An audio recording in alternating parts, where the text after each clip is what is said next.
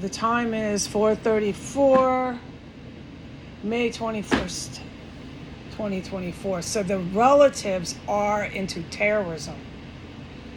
All right, and I'm going to make this public information. Now, I don't have my sound machine on, so at any minute, I plug my ears or put that shit on. You know how it is in Washington, D.C. I am forbidden, in all caps, from talking about this terror cell on the internet, okay? Everything I witness in here, I have to keep it to myself and report it to the proper authorities. It can no longer, it's so serious here, go on to the internet. I am witnessing it all here and it's unforgettable. My relatives, I cannot tell the proper authorities, and I've made it clear who they are. The U.S. good guys, they're in the Navy SEALs, so on and so forth. There's some good guys in the ATF. It's real spotty in the United States exactly who's, here, let me plug my ears, exactly who's on the level when it comes to federal law enforcement.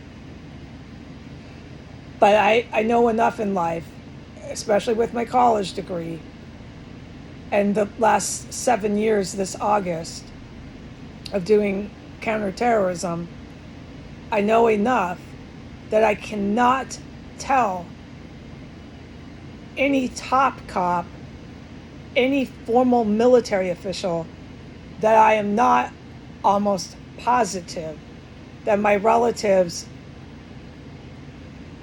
are not into domestic terrorism.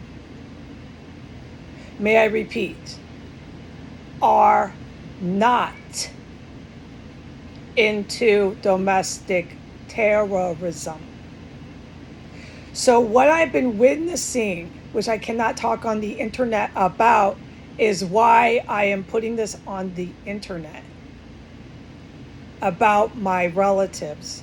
That is my biological mother and her spouse, and then I have a handful of other relatives that I can definitely make some statements on, but it can't go on the internet. It's domestic terrorism.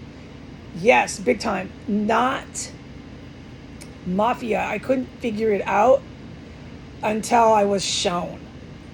I was shown so stark and clear what my relatives are into that I cannot tell anybody who's a authority, law enforcement, so on and so forth, that I do not know they are.